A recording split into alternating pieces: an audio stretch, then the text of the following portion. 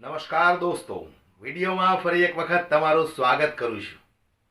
ફરી એક વખત આમ આદમી પાર્ટી ધારાસભ્ય ચેતર વસાવા સરકાર સામે આક્ષેપો લગાવતા કહ્યું છે કે જો સરકાર આદિવાસી સમાજનો વિકાસ કરવા નથી માંગતી તો આવનારા દિવસોમાં ભીલ પ્રદેશ મુક્તિ મોરચા હેઠળ અમે એક નવું રાજ્ય સ્થાપશું. ત્યારે ચેતર વસાવાએ સરકાર પર આક્ષેપ લગાવતા જે વાત કરી છે એ વાતની અંદર પણ કંઈક તથ્ય છુપાયેલું છે. કારણ કે તમે જુઓ છો દોસ્તો, જ્યારે પણ કોઈ રેલના પાટા નાખવાના હોય, કોઈ પુલો બનાવવાના હોય, કોઈ સ્ટેચ્યુ ઓફ યુનિટી જેવી જગ્યા પર સરદાર પટેલની પ્રતિમા લગાવી હોય, ત્યારે આ આદિવાસી સમાજના લોકોએ પોતાની જમીનો હસતા હસતા આપેલી છે સરકારને. અને એમના બદલામાં આદિવાસી લોકોને આ સરકારે શું આપ્યું છે? આવા અનેક સવાલો સાથે ચેતર વસાવાએ ફરી એક વખત સરકાર પર આક્ષેપ લગાવતા કહ્યું છે કે જો આવનારા સમયમાં અમને અમારા હકો નહીં મળે તો અમે ભીલ પ્રદેશ મુક્તિ મોરચા હેઠળ એક નવું રાજ્ય સ્થાપવા જશું. એટલે કે ભારતની અંદર 29 રાજ્ય થઈ શકે એમ છે. 28 રાજ્ય ઓલરેડી છે. 29મા રાજ્યની ચેતવણી આમ આદમી પાર્ટીના ધારાસભ્ય ચેતર વસાવાએ આપી છે. કારણ કે આદિવાસી સમાજને કાયમને માટે આંદોલનો કરવા પડે છે. શિક્ષકો માટે આંદોલન, સારી હોસ્પિટલ માટે આંદોલન, સારી સ્કૂલો માટે આંદોલન, પોતાના હકો માટે આંદોલન. તો ક્યાં સુધી આદિવાસી સમાજ આંદોલન કરતો રહેશે? જે રીતે ચેતર વસાવાએ સરકાર પર આક્ષેપ લગાવ્યા છે એને પણ તમે એક વખત સાંભળો દોસ્તો. અમે આ સરકારને કહેવા માંગીએ છીએ, જો સરકાર આદિવાસીઓનો વિકાસ નથી કરવા માંગતી તો આવનાર દિવસોમાં અમે ભીલ પ્રદેશ મુક્તિ મોરચા તબા હેઠળ અલગ ભીલ પ્રદેશ 29મું રાજ્ય બનાવીશું. ત્યારે એમના ઉપદેશો પર ચાલવાની જરૂર છે. મિત્રો, દેશની આઝાદીમાં બિરસા મુંડા સમેત તાટ્યા ભીલ હોય, ખાચિયા નાયક હોય, તમામ આગેવાનો ગોવિંદ ગુરુ ગીરી હોય, જયપાલસિંહ મુંડા હોય, તમામ આગેવાનોએ દેશની આઝાદીમાં પોતાનું યોગદાન આપ્યું છે. ત્યારે મિત્રો આજે પણ આઝાદીના 78 વર્ષ થઈ ગયા. વિકાસની વાત આવે છે ત્યારે આપણે નદીઓમાં, ડેમોમાં જમીનો આપી, રેલવેમાં જમીનો આપી, હાઈવેમાં જમીનો આપી, બુલેટ ટ્રેનોમાં જમીનો આપી, છતાં આજે આદિવાસી સમાજની વિકાસની વાત આવે તો આ સરકારો આદિવાસીઓ સાથે ભેદભાવ કરી રહી છે. આજે પણ મારો આદિવાસી સમાજ શિક્ષકો માટે રોડ પર આંદોલન કરે છે, સારી શાળાઓ માટે રોડ પર આંદોલન કરે છે, રોજગારી માટે રોડ પર આંદોલન કરે છે, દવાખાનાઓ માટે રોજ પર આંદોલન કરે છે. ત્યારે અમે આ સરકારને કહેવા માંગીએ છીએ, જો સરકાર આદિવાસીઓનો વિકાસ નથી કરવા માંગતી તો આવનાર દિવસોમાં અમે ભીલ પ્રદેશ મુક્તિ મોરચા તબા હેઠળ અલગ ભીલ પ્રદેશ 29મું રાજ્ય બનાવીશું.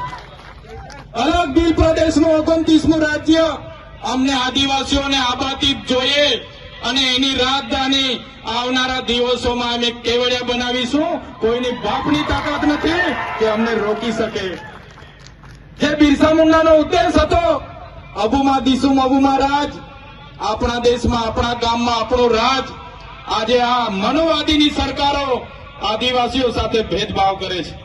તમે જોઈ લો, આજે દેવ દિવાળી છે, બિરસા મુંડાની જન્મ જયંતિ છે, છતાંય આ મનોવાદી સરકારોએ આજે તમામ આદિવાસી વિસ્તારોમાં ગ્રામ સભાઓ રાખી છે. આ શું દર્શાવે છે? આદિવાસીઓના બંધારણીય અધિકારો જ્યારે સરકાર આપવા નથી માંગતી, બંધારણીય અધિકારો જ્યારે સરકાર આપવા નથી માંગતી, આજે પણ જળ, જંગલ, જમીન આદિવાસીઓનું છીનવાઈ રહ્યું છે. આજે પૂંજીપતિ, ઉદ્યોગપતિઓની નજર અમારા જમીનો પર, અમારા જંગલો પર છે. ત્યારે હું તમને સૌને આજના દિવસે આબાદિત કરું છું કે આ વિસ્તારમાં જીઆઈડીસીમાં લિગ્નાઇટ નીકળે છે, નર્મદા ડેમમાં આપણે પુષ્કળ પાણી છે, જંગલ છે, છોટાઉદેપુરમાં રેતીની લીજો છે, યુરેનિયમ છે.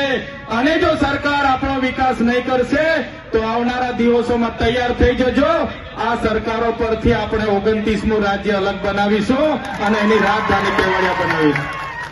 મારા સમાજના યુવાધનને પણ કહેવા માંગુ છું, તમારી યુવા શક્તિ, તમારું જોમ, જુસ્સો, તમારું સાહસ તમારા કેરિયર બનાવવા માટે વાપરો.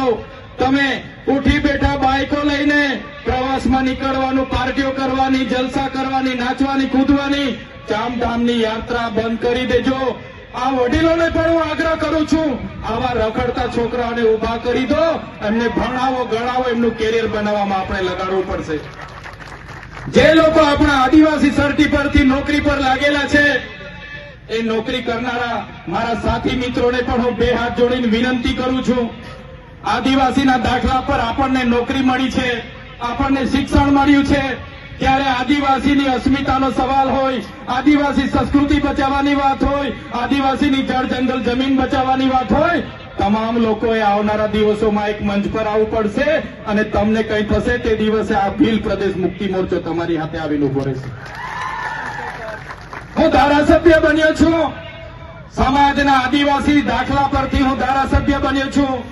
મારી ડેડિયાપાડાની બેઠક આદિવાસી રિઝર્વ બેઠક છે અને સમાજની દેનથી, સમાજના આશીર્વાદથી હું ધારાસભ્ય બન્યો છું. એટલે સમાજ માટે બોલું છું.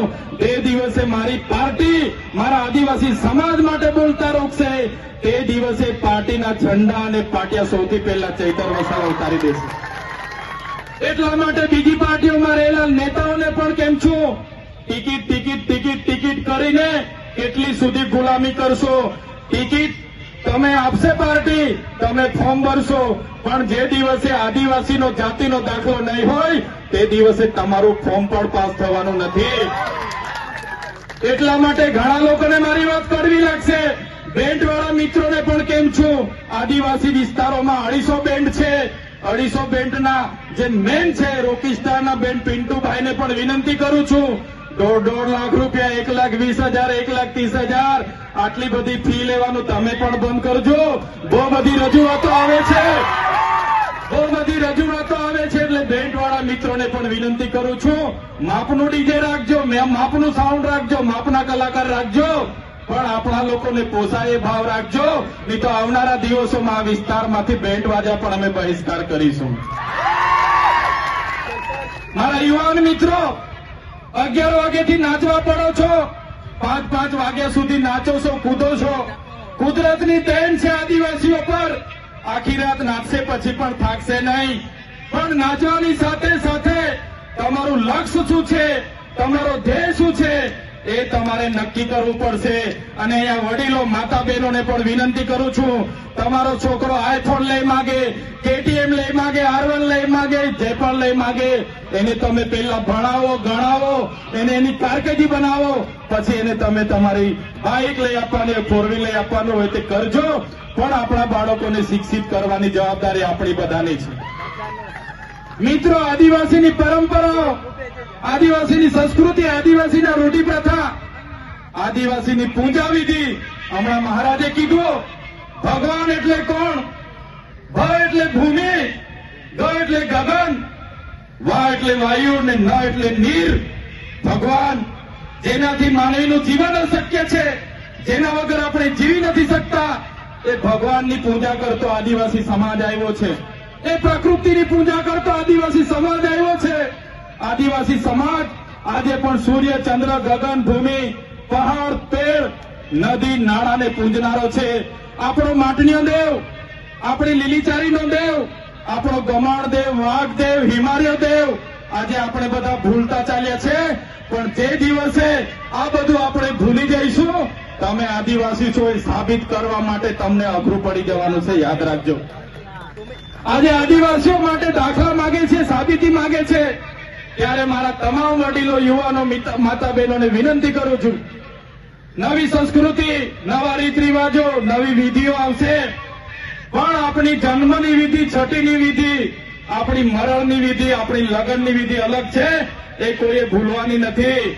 તમને કડવી લાગશે, ચૈતરભાઈની વાત બધાને કડવી લાગશે, પણ તમને એ પણ ખુલાસો કરું, જ્યારે તમે દવા પીવશો, બીમાર પડો ને દવા આપવામાં આવે, દવા કડવી લાગશે, પણ એ તમારો ઈલાજ થાય છે. એ જ રીતના કહેવા માંગુ છું, આવનારા દિવસોમાં આદિવાસી તરીકે જો તમારા રીત રિવાજો, તમારી રૂઢી પ્રથા, તમારી પૂજા વિધિ આપણી આજો આપણે બધા ભૂલી જઈશું, તે દિવસે આદિવાસી તરીકે આપણે મટી જઈશું અને ચોપડાઓમાં અને મ્યુઝિયમમાં આદિવાસીઓ રહેશે અને આપણા લોકો આદિવાસી તરીકે મીટી જશે. એટલા માટે આજે કેવડિયાની હાલત તમે જોઈ લો.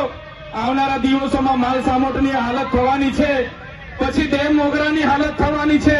ત્યારે મારા તમામ વડીલો, તમામ માતા બહેનોને વિનંતી કરું છું, આજે આપણે ભીલ પ્રદેશ મુક્તિ મોરચા બનાવ્યું છે. આ માત્ર ડેડિયાપાડા કે વાલિયા ઝઘડિયા કે ભરૂચ માટે નથી.